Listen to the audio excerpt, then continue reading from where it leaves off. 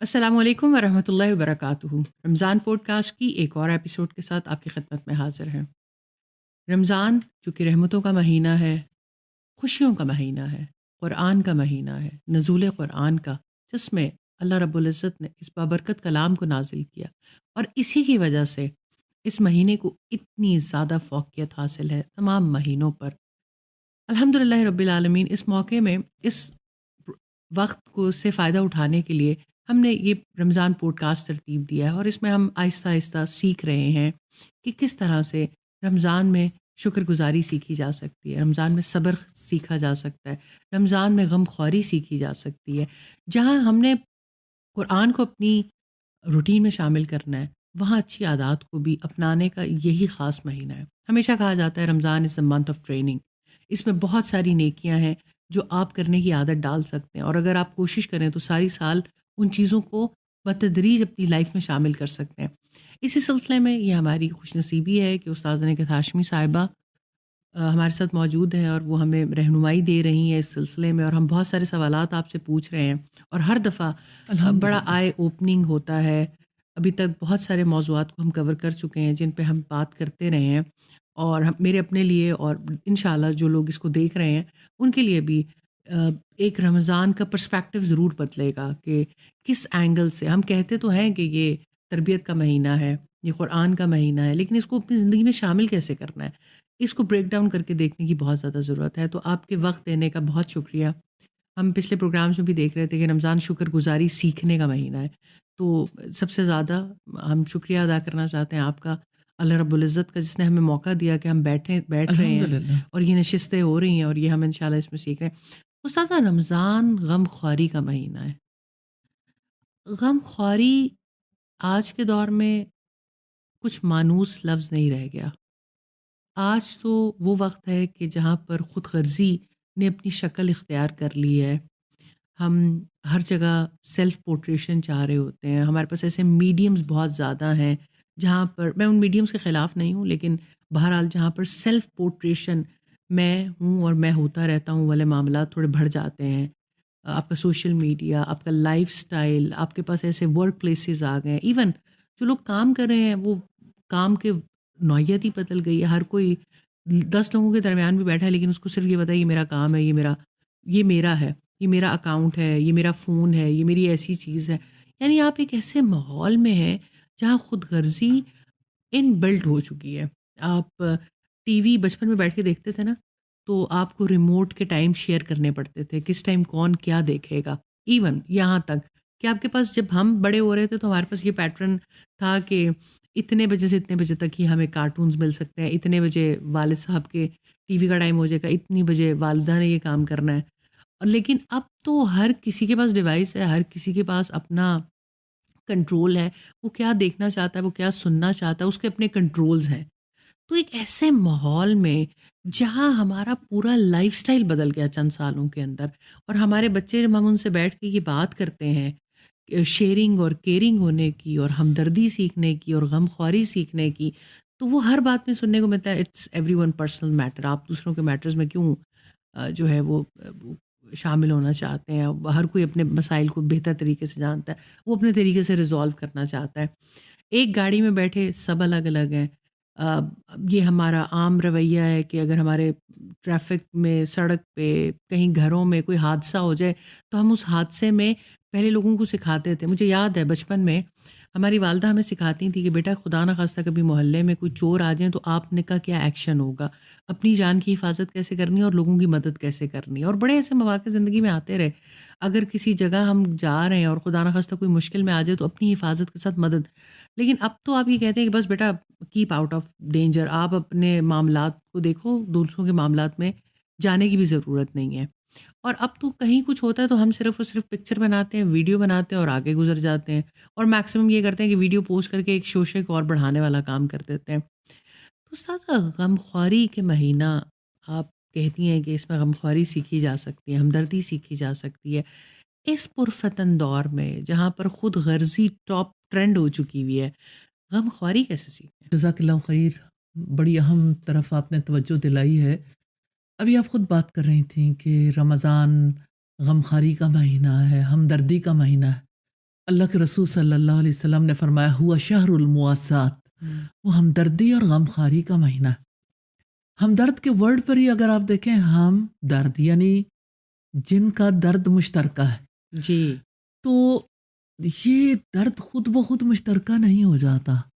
آپ ایک چھت تلے رہنے کے باوجود ایک دوسرے کے درد کو محسوس نہیں کرتے، سم ٹائمز نہیں کرتے۔ آپ قریب رہنے کے باوجود لوگوں سے دور ہوتے ہیں۔ ریلی اب لائف سٹائل ایسا آ گیا جس میں لوگوں نے اسی بات کو سیکھا ہے کہ صرف سیلف سینٹرڈ ہو جائیں۔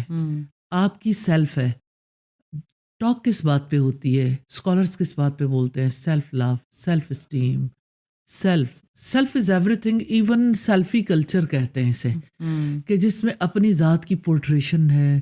میں نے کب کیا کھایا، میں کب کہاں گیا، میں کیا کر رہا ہوں، کیا سوچ رہا ہوں، میرا موڈ آف ہے، میں اس وقت کس پوزیشن میں ہوں، میری اب آئندہ کی کیا مصروفیت ہوگی۔ ہر وقت یعنی کہ میں کہ نا میں کیسا لگتا ہوں، میں کیا پہننا چاہتا ہوں، میں کیا دیکھنا چاہتا ہوں، میں کس سے ملنا چاہتا ہوں، بہت ساری تو ایسی یہ چیزیں۔ نا میں کے چینلز ہیں۔ تو یہ وہ کلچر ہے جو بنیادی طور پر ابلیس کی، شیطان کی اتباع میں وجود میں آیا۔ میں ضرور کہنا چاہتی ہوں جی بالکل، کہ جب اللہ سبحانہ تعالیٰ نے آدم علیہ السلام کو پیدا کیا اور فرشتوں کو حکم دیا کہ سجدہ کرو، تو ابلیس نے انکار کر دیا تھا اور تکبر کیا۔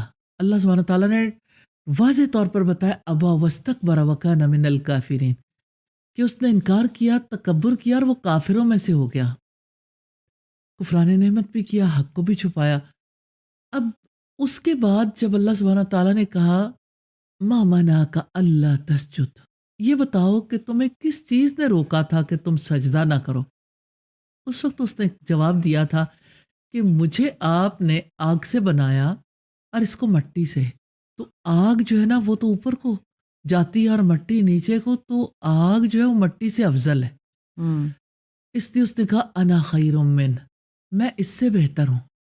تو وہ جو انا ہے نا، وہ جو میں ہے، آسمانوں سے چلی تھی اور زمین میں اس خطے میں آ کے یہ اپنے یعنی وسعت کے ساتھ پھیل جاتی ہے جہاں پر اس کے ریسیورز موجود ہوں۔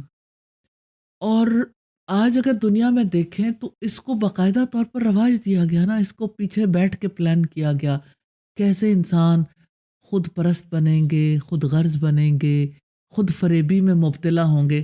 خود میں ہوں، میری ذات، اچھا اس میں پھر میرا درد ہے، میری خوشی ہے، میرا غم ہے، ہر کوئی اعلان کر رہا ہے، لیکن ہم دردی اور ہم مطلب اکٹھے جو یعنی ایک مشترکہ معاملہ ہے نا، وہ ختم ہوا۔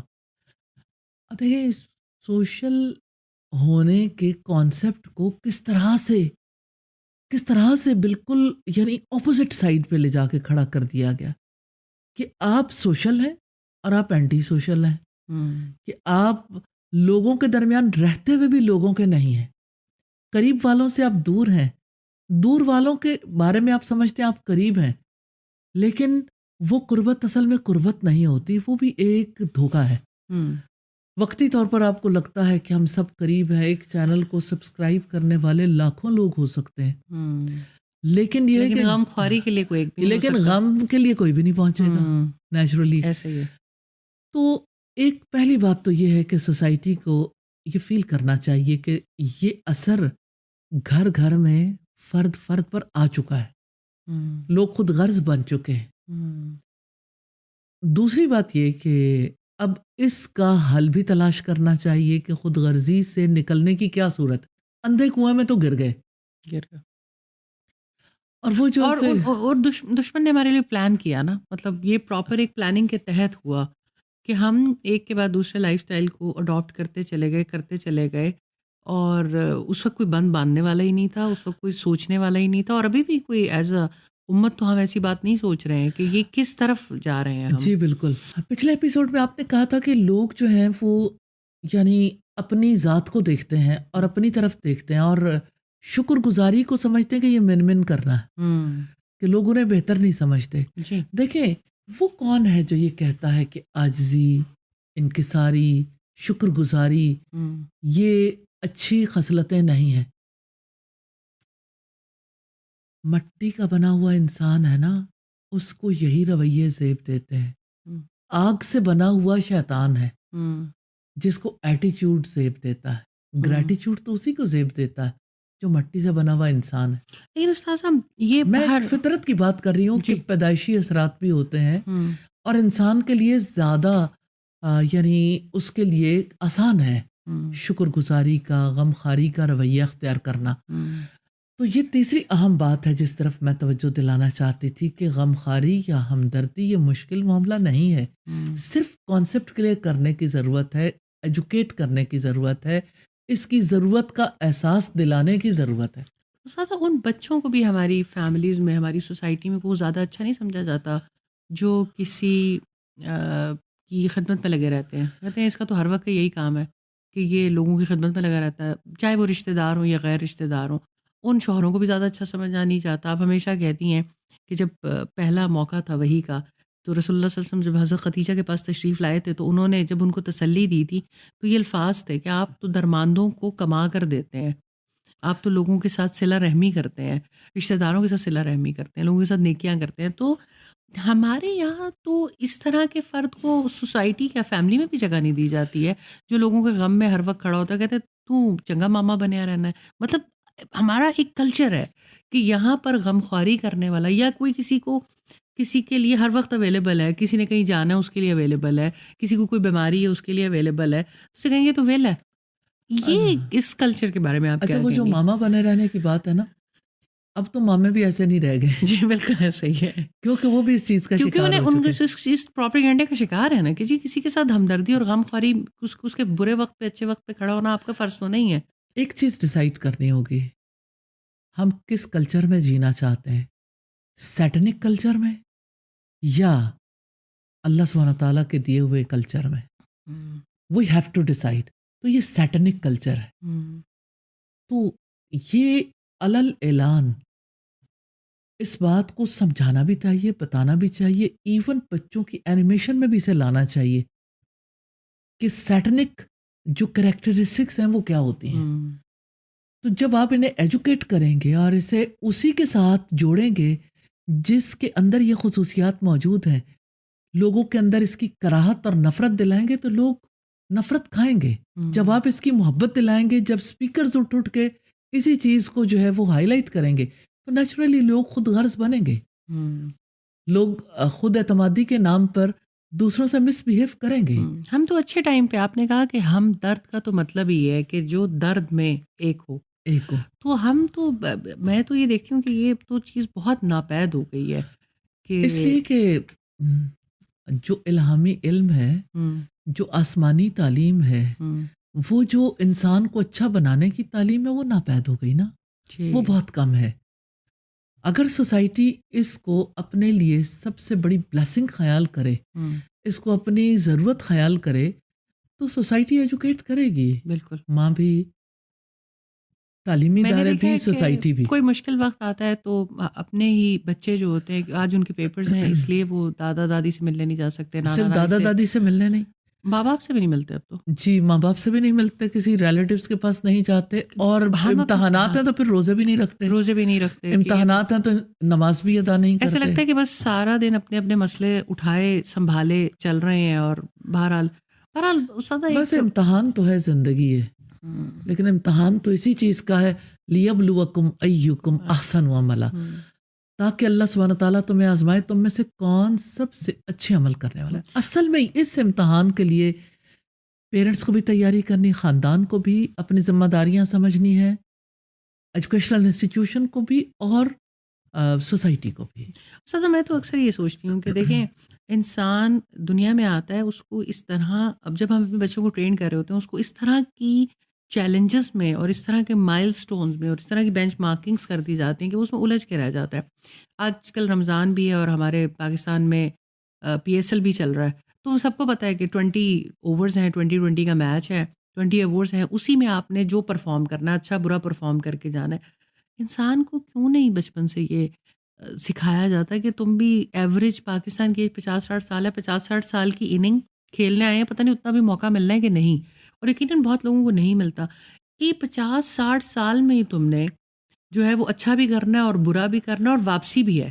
یعنی واپسی ہمیں شاید 40s کے بعد یاد آنا شروع ہوتی ہے کہ واپس بھی جانا ہے، اور پھر تھوڑا رجحان بدلنا شروع ہوتا ہے.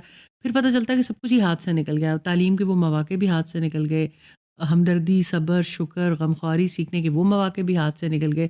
تو پھر آدھی قوم تو ریپینٹنس، آدھی سے زیادہ قوم تو ریپینٹ ہی کرتی رہ جاتی ہے. کچھ لوگ ہوتے ہیں جو اس وقت میں بھی جو ہے وہ صورتحال کو بدلتے ہیں. تو یہ چیز جو بالکل بنیادی طور پر جو بچوں کے اندر، جو ہمیں اپنی جنریشنز کے اندر ڈالنی چاہیے کہ یو ہیو ٹو پرفارم، اور یہی پرفارمنس کا ٹائم ہے.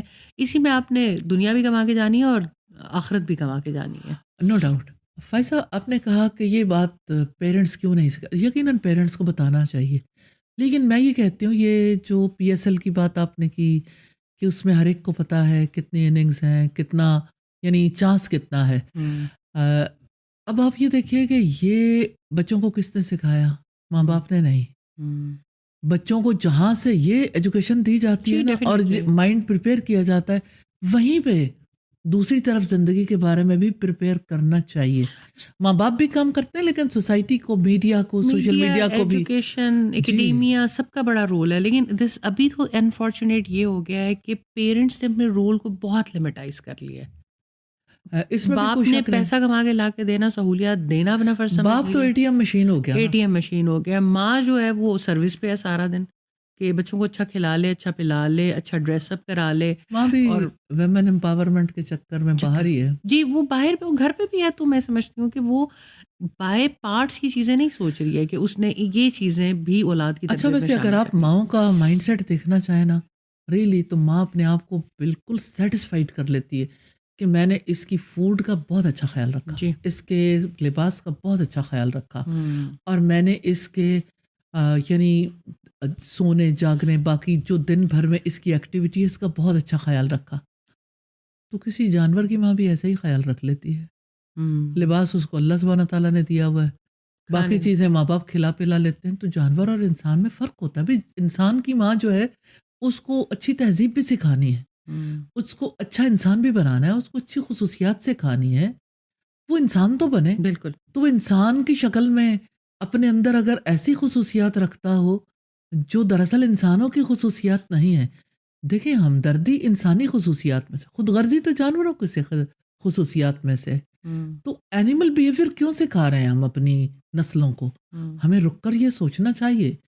اور پھر یہ ہے کہ اگر یہ دیکھنا چاہیں کہ ہم کن کن طریقوں سے سکھا سکتے ہیں، مجھے ایسا فیل ہوتا ہے کہ انسان محرومیوں سے سیکھتا ہے، اور کسی سچویشن میں جا کر جو کچھ سیکھتا ہے وہ سچویشن کے بغیر نہیں سیکھتا. پہلے ایسا ہوتا تھا کہ بچوں کے لیے بہت سارے ایسے پلانز ہوتے تھے، جیسے گرلز گائیڈ ہے یا بوائے اسکاؤٹس کا سلسلہ ہے. تو اس کی وجہ سے بچے جو ہیں وہ اپنی فیملیوں سے نکل کے جنگلوں میں جا رہے ہیں، کسی اور جگہ پہ جا رہے ہیں، مل کے کھانے بنا رہے ہیں، مل کے کو کام کر رہے ہیں. اب سب سے بڑا جو چیلنج ہے وہ یہ ہے کہ مل بیٹھنے کے سلسلے اگر ہے نا، تمام مواقع نہیں یہ نہیں ہے ختم ہوا ہے، نہیں سوئچ اوور ہوئے ہیں. مل بیٹھ کے بچے نشہ کرتے ہیں، مل بیٹھ کے بچے جو ہیں وہ آئس کی باتیں کرتے ہیں، مل بیٹھ کے یہ باتیں کرتے ہیں کہ میں نے کہاں سے کھایا، کہاں سے پیا، کون سا برانڈ، کون سی چیز، اور اپنے آپ کو دوسروں سے بڑا ثابت کرنے کی کوشش کرتے ہیں. تو مل بیٹھنا ہے، لیکن کن لاؤنجز میں، کن جگہوں پر، اور کیا کرنے کے لیے، جہاں پر یعنی آپ انسانیت کے مقام سے نیچے اتر جاتے ہیں. ماں باپ کو پتہ بھی نہیں چلتا کہ میرا بچہ کس برے نشے کا شکار ہو گیا. سوسائٹی میں کمیونٹی کو پے بیک کرنا ہمیشہ وہی قومیں زندہ رہتی ہیں جہاں یہ سکھایا جاتا ہے کہ جی آپ نے پے بیک کرنا ہے. لوگ پھر اس اپنی سوسائٹی میں جو ان کو اللہ تعالیٰ نے صلاحیت دی ہوتی ہے، جو تعلیم دی ہوتی ہے، جو ہنر دیا ہوتا ہے، اس سے پے بیک کرتے ہیں. انفارچونیٹلی ہمارے یہاں پہ یہ ٹریننگ بھی بڑی کم ہے کہ آپ اس لیے کہ سارے لوگ سمجھتے ہیں جو پے بیک کرتا ہے وہ بیکورڈ ہے، وہ بیکورڈ ہے. اس کو اچھا انسان نہیں سمجھا جاتا جو پے بیک کرتا ہے.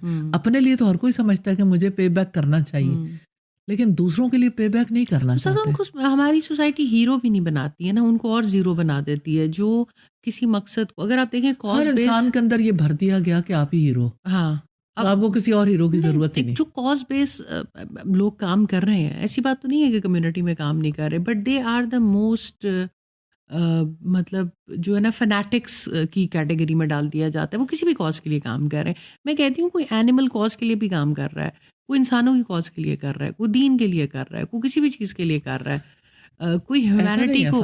فائزہ، ایسا نہیں ہے. ہم، مثال کے طور پر ایک گھر جہاں ماں باپ کو انتہائی لاچاری مجبوری کی حالت میں بھی بچے پوچھتے نہیں ہیں، اسی گھر میں کتے ہوں گے.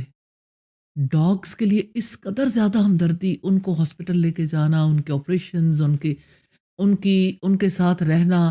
2 دن کتنے بچے ہیں آپ دیکھیں تو صحیح، 2 دن ہاسپٹل میں ان کے ساتھ رہتے ہیں، ماں باپ کے ساتھ ایک لمحہ رہنے کے لیے تیار نہیں.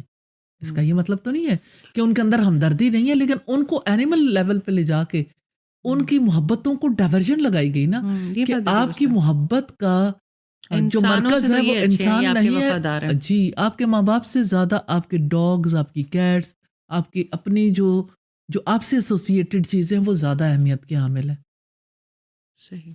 تو جی، تو آپ ان کی فوڈ پہ لگائیں، آپ ان کو اچھا ڈریس اپ کرائیں، آپ ان کو یہ آپ کو خوشی دیتے ہیں. آپ دیکھیں آپ کی سائیکالوجی آپ کو کیا ایجوکیٹ کرتی ہے کہ اگر آپ سٹریس میں ہیں تو آپ کسی بلی کے اوپر ہاتھ پھیر لیں، کسی جی، کتے پہ ہاتھ پھیر لیں، تو لوگوں کو لگتا ہے یہ نہیں. کٹلنگ. یہ دیکھیں کر لیں گے. تو آپ دیکھیں اللہ کے رسول صلی اللہ علیہ وسلم نے فرمایا، میں مثال دینا چاہتی ہوں کہ اگر آپ دل کی سختی محسوس کرو تو کسی یتیم کے سر پر کیسر ہاتھ پہ رکھیں. ہاتھ پھیر دو. تو آپ دیکھو کہ محمد صلی اللہ علیہ وسلم کے کتنے بڑے احسانات ہیں، کیسا انہوں نے کانسیپٹ دیا، کیسے ترغیب دلائی، اور اس کے مقابلے میں کانسیپٹ چینج کر دیا گیا نا. یہ بچے ایسے نہیں ہیں کہ خود سے خود انہوں نے یہ سیکھ لیا. ہمارے میڈیا کا اس میں بڑا رول ہے، ہمارے سوشل میڈیا کا رول ہے، ایجوکیشن کا ہمارے ایجوکیشن کا بہت بڑا رول بہت ہے. بڑا رول ہے. انہیں ایسا لٹریچر پڑھایا گیا، ان کے نصاب میں رکھا گیا، اس کے لیے امتحانات ہوتے ہیں. آپ یہ دیکھیں کہ ہمارا کتنا پیسہ ہے جو ان اداروں کو جا رہا ہے، جن اداروں سے بچے ایگزامز دیتے ہیں، جو ہمارے ملک سے تعلق رکھنے والے ادارے نہیں ہیں، اور ان اداروں کو یہ سب کچھ دے کے ہم اپنے بچوں کو کم ظرف، خود غرض اور خود پرست بنا رہے ہیں، ناشکرہ بنا رہے ہیں. تو یہ بہت شاندار موقع ہے رمضان کے، جس میں ہم غم خواری سکھانے کی کوشش کریں، خود بھی سیکھنے کی اور آپ کوشش کریں. دیکھیں کہ غمخواری ایسے کہ جب آپ بھوک برداشت کرتے ہیں آپ کو بھوک کی ریئلائزیشن ہوتی ہے، آپ پیاس برداشت کرتے ہو آپ کو پیاس کی ریئلائزیشن ہوتی ہے. تو آپ دیکھیں کہ بچے بڑے سب تیار ہو جاتے ہیں، جہاں کہیں کسی سگنل پر بھی دیکھیں روزے کا ٹائم ہو گیا، کسی نے خود اپنے لیے پانی بھی رکھا ہے نا، اس کو پتا چلے کہ ہاں یہاں کوئی روزے والا ہے تو وہ فوراً نکال کے دے دے گا. غم ہے نا کسی کا غم، کیونکہ غم مشترکہ ہو گیا، ہمدردی آ گئی. تو دوسروں کو کھانا کھلانا، دوسروں کو پانی پلانا، دوسروں کی تکلیف کا احساس کرنا ممکن ہو جاتا ہے. بالکل ایسے. الحمدللہ. الحمدللہ. تو رمضان میں یہ بہت اچھا موقع ہے جس موقع پر ان چیزوں کو ایجوکیٹ بھی کرنا چاہیے، ایکسپیرینس بھی کروانا چاہیے. کرنا چاہیے. بالکل. جزاک اللہ خیر استاذہ، بہت ہی خوبصورتی کے ساتھ آپ نے ہمدردی اور غم خواری کو کلیئر کیا، اور کس طرح سے ہم رمضان میں جو ہے اس کو اپنے پلان میں شامل کر سکتے ہیں کہ ہم نے خود بھی اور اپنے پیاروں کو بھی یہ چیز سکھانی ہے، یا جو بھی ہمارے ارد گرد ہیں جن کو ہم انفلوئنس کر سکتے ہیں. ایک دفعہ پھر بہت شکریہ، اور میں امید کرتی ہوں انشاءاللہ کہ رمضان پوڈ کاسٹ آپ کے رمضان کو بہتر بنانے کے لیے اور زیادہ پروگریسو بنانے کے لیے اور زیادہ افیکٹو بنانے کے لیے ایک بہترین کردار ادا کر رہا ہوگا. تو آئیے اس رمضان میں ہم ہمدردی سیکھیں، ہم ہمدرد بن جائیں، ہم غم خوار بن جائیں، ہم لوگوں کے غم بانٹنے والے بنیں، غم دینے والے نہ بنیں. انشاءاللہ اگلے ایپیسوڈ میں کسی اور موضوع کے ساتھ حاضر ہوں گے. جب تک کے لیے اجازت دیجیے. السلام علیکم ورحمۃ اللہ وبرکاتہ.